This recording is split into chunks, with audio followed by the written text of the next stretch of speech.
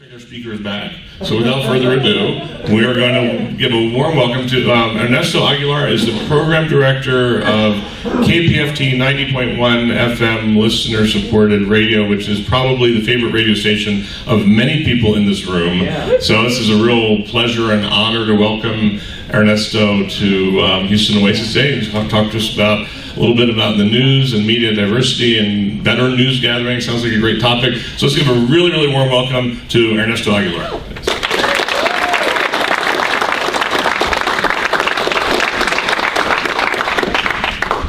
Luckily, I know how to adjust a microphone. Thank you. Okay, yeah. There we go. I know most people grab the thing. You're right on it. Exactly. There you go. How about that? Yes.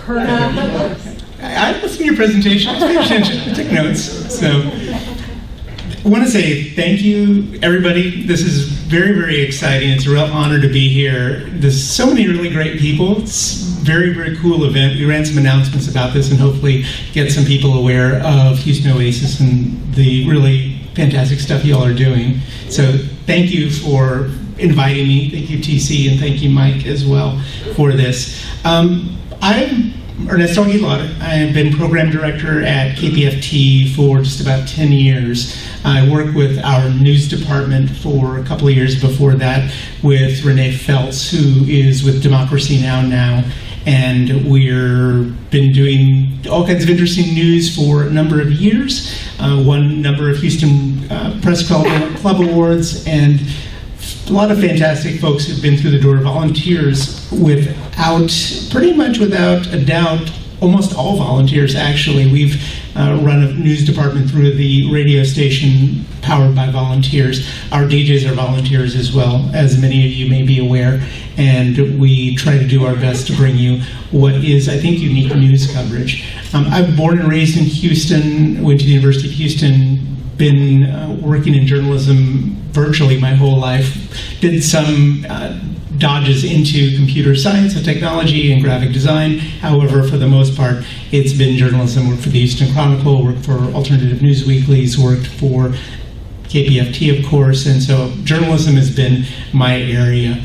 And I think that I got into journalism because of things like this, community, this idea that people have things to share, ideas, have a world that they are aware of that gives people a chance to get a glimpse into that world and become more empathetic with each other. Unfortunately, I think this world has become one in which we tend to be very separated and we tend to be isolated in a lot of respects. So therefore, community is a really important thing. Public media in particular, I think, helps fulfill that idea that we as a community can come together, and despite all of our differences, whether those be faith, culture, history, whatever those may be, we get a chance to appreciate our own struggles and each other's struggles and come together a little bit more closely.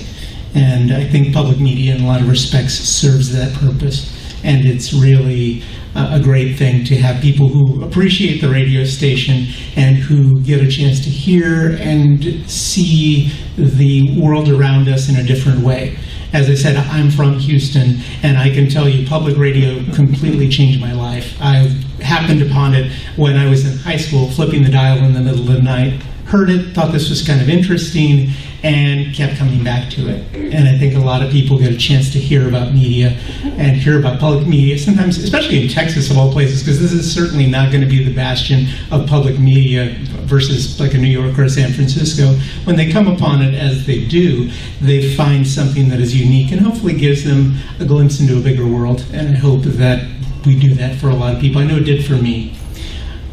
I was asked to talk about news and talk about news gathering and talk about journalism because of my background and because of the work that I've done and the work that the radio station does as well in bringing people unique news as well as unique perspectives onto the airwaves. We've got the liberal side, we've got the middle of the road side, we've got the conservative side at times, libertarian side, all over the map is what we tend to do, and people ask me to talk about that. I can tell you right now, although I'm probably telling you something you have pretty much already figured out if you've ever turned on the TV news anytime recently, news on TV and radio is pretty well broken. I mean, you have people covering baby ducks on YouTube and all kinds of things that you see on TV news, and it's treated as news. A lot of celebrity gossip. There's a lot of things out there in the news world that you would think aren't really that exciting in terms of news. Upton Sinclair wrote a book called The Brass Check, in which he talked about news coverage. It was his condemnation of the way that news was being covered and was being brought to the public. That book focused on two things primarily. One was the effort by journalists to either sensationalize or basically invent stories to try to bring readers, because at this time those newspapers bring readers to the paper, or also a news coverage that tended to focus primarily on interests of owners and interests of advertisers. That book was written in 1919. It's been, and you would think things have changed by then in terms of journalism, but unfortunately it's been a little bit of a challenge, to say the least. Sinclair had a lot of different ideas about how to improve news, and I'll make mentions of those. But there are a lot of issues as to why news is broken, and there's the owner end of it, and then there's the journalist side of it, because as a journalist, having been in a newsroom, I can tell you where it falls oftentimes as much as owners, although we certainly have less of the blame because we have less of the money. But one of the big issues with journalism, in my experience, although there are other journalists who have different opinions about this, is the idea that we need to be completely focused on the idea of balance and of objectivity or whatever else that ends up getting presented in terms of news. I've worked in the technology field, as I've mentioned. I've worked in the graphic design field, and those all have different kinds of principles. Computer science has a set of principles. Anybody who's ever coded something knows if you put something in the wrong place, it's not going to work.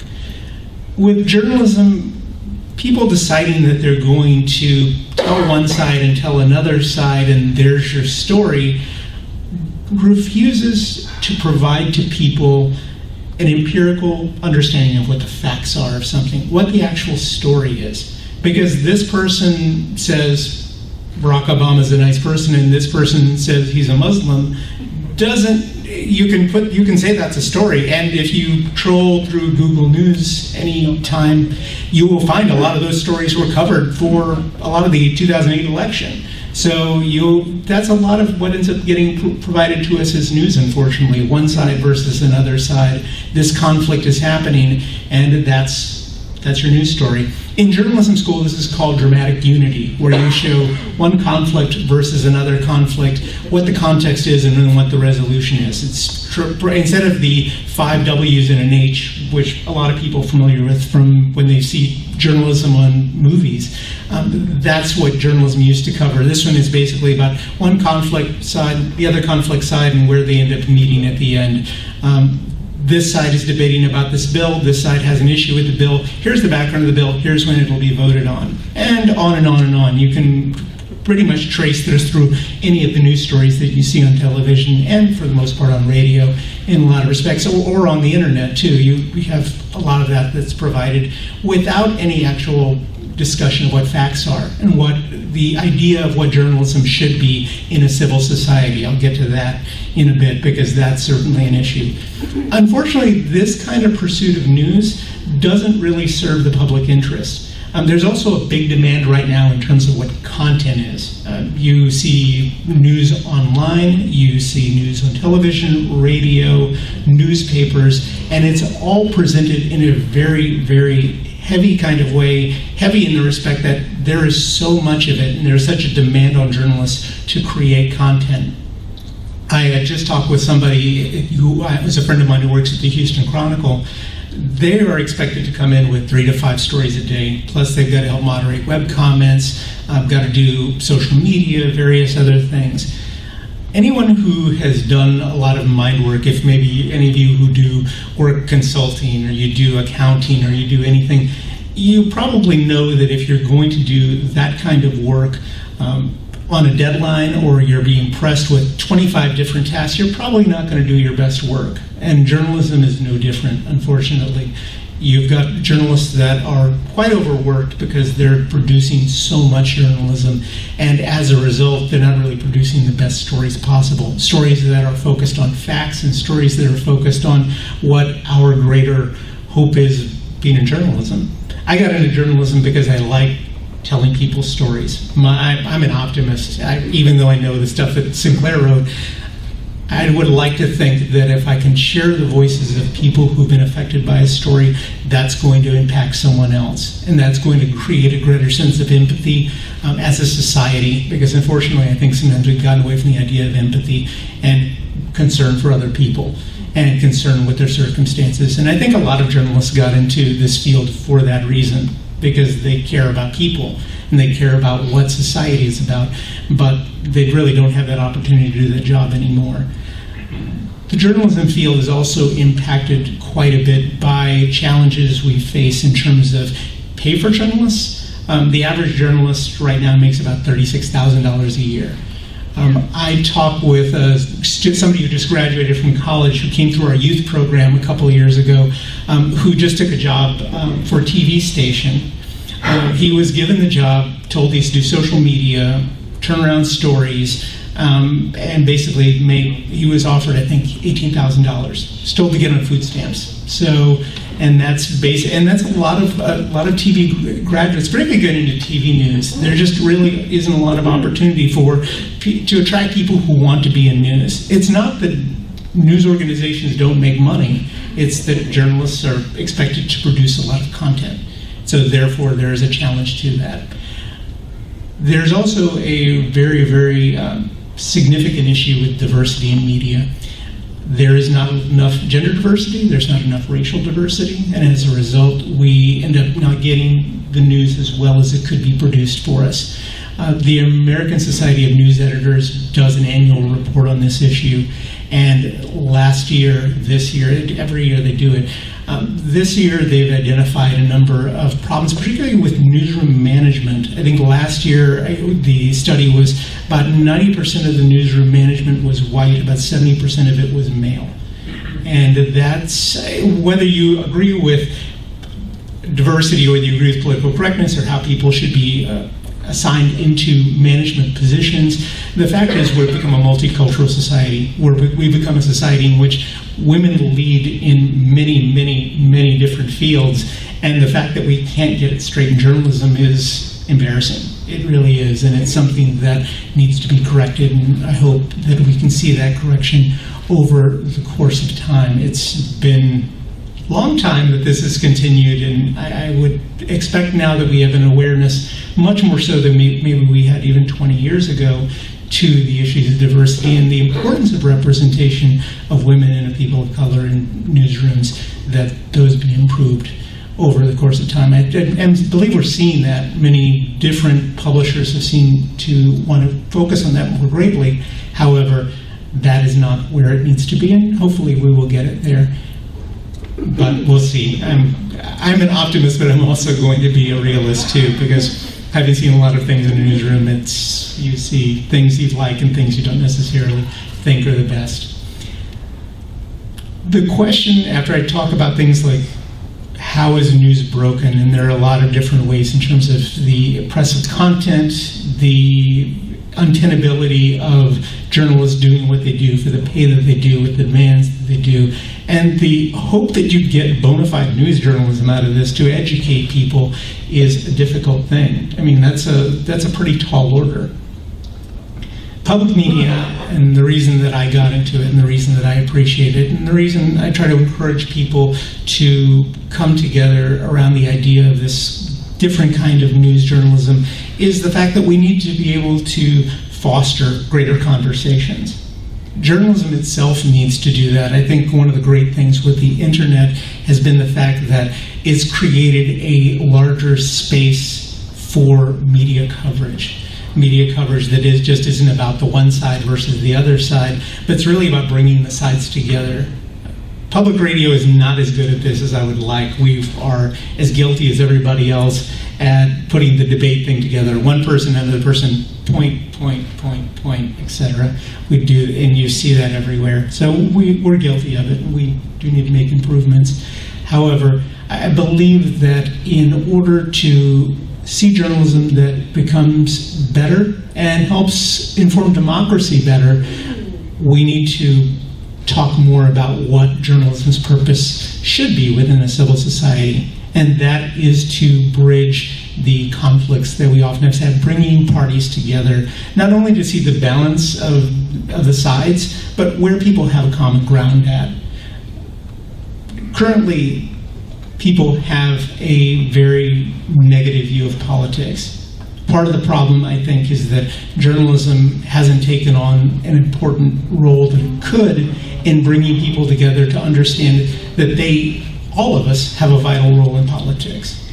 All of us have a vital role in public life beyond just a celebrity or politician, but we all share some responsibility in that, whether that's in fostering understanding, fostering peace, whatever that may be.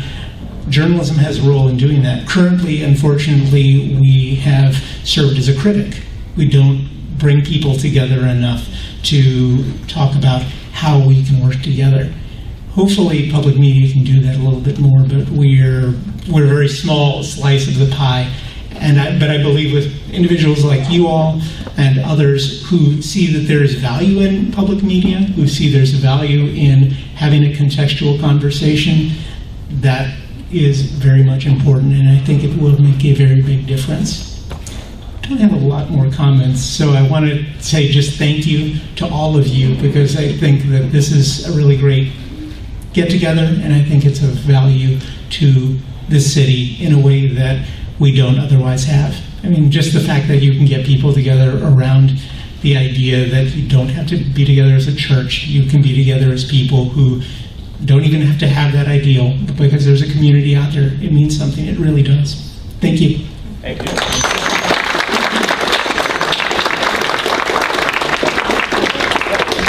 We have time for a few questions, so go for it.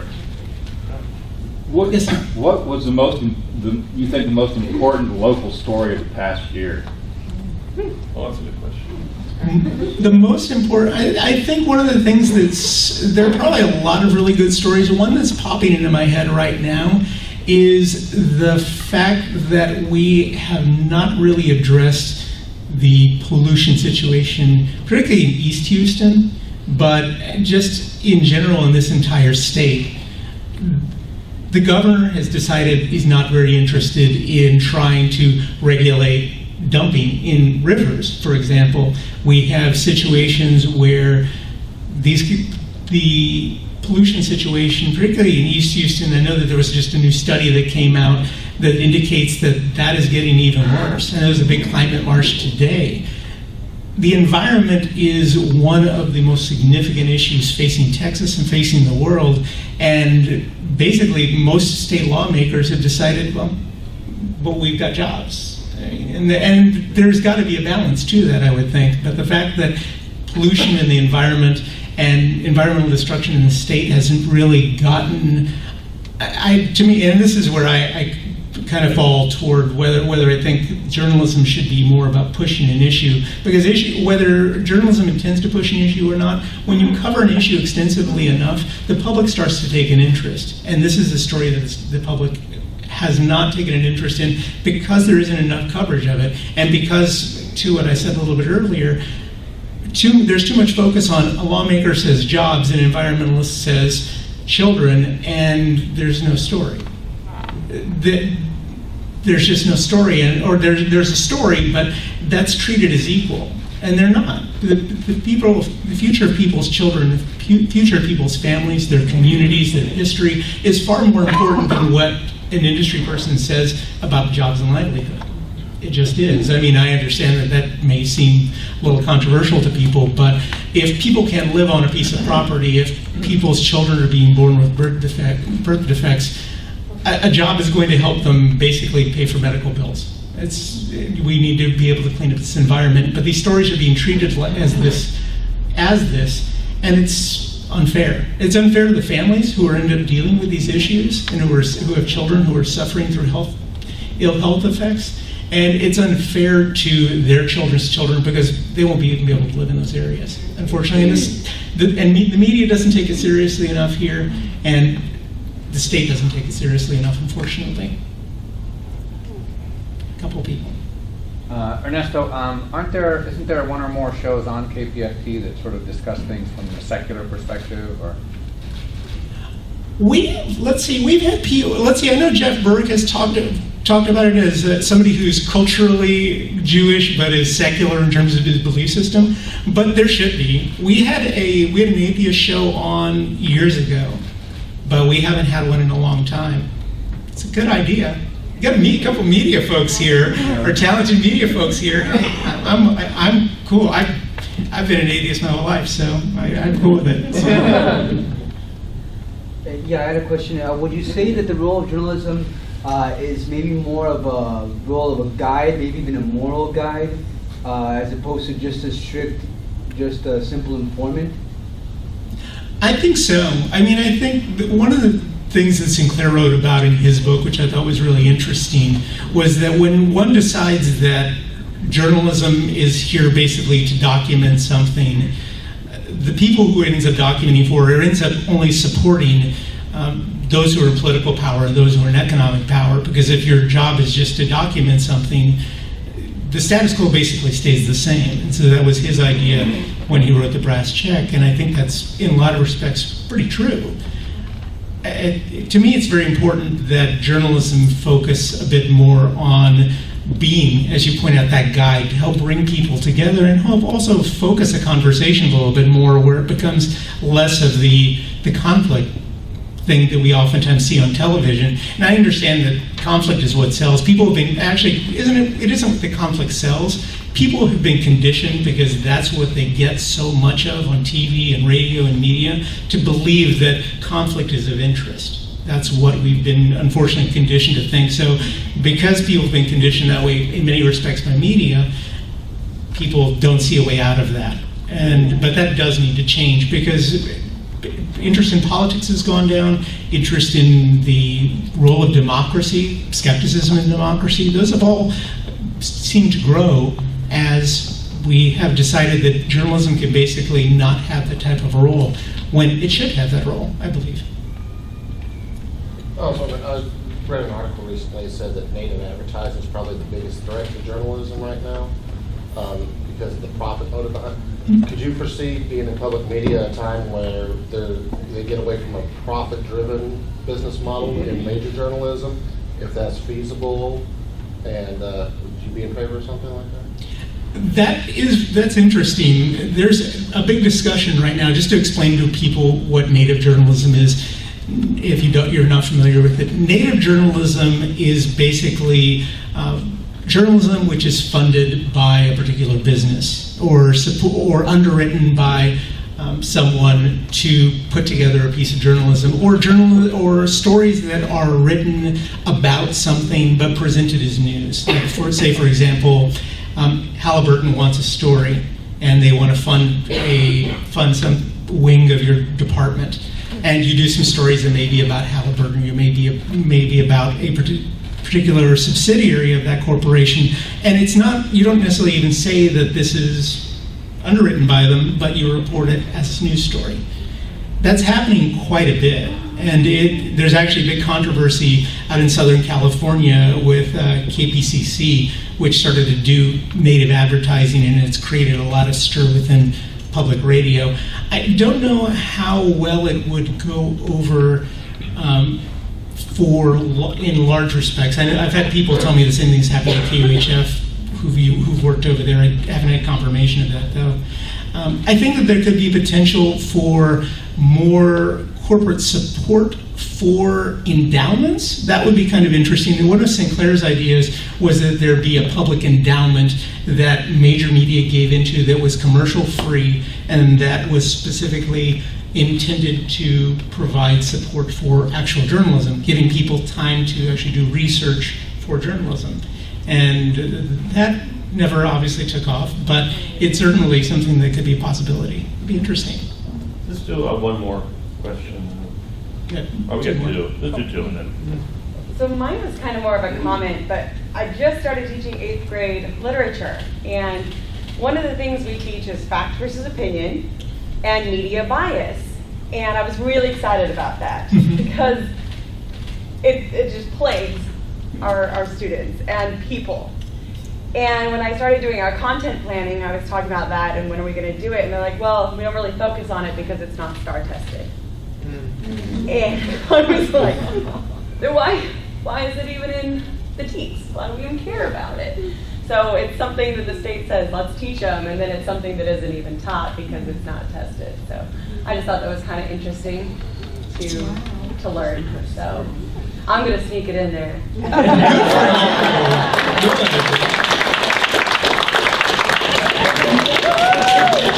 Media literacy is one of these things that should be taught in school. I don't understand, and I've brought this up with, and other teachers have said this too, media literacy and understanding, being able to separate those facts and being able to separate the ideas that you hear and read in a discerned way, in a nuanced way, is something you should teach a child. It should be, because they need it ultimately.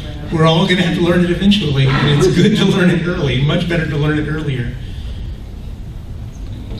Yeah.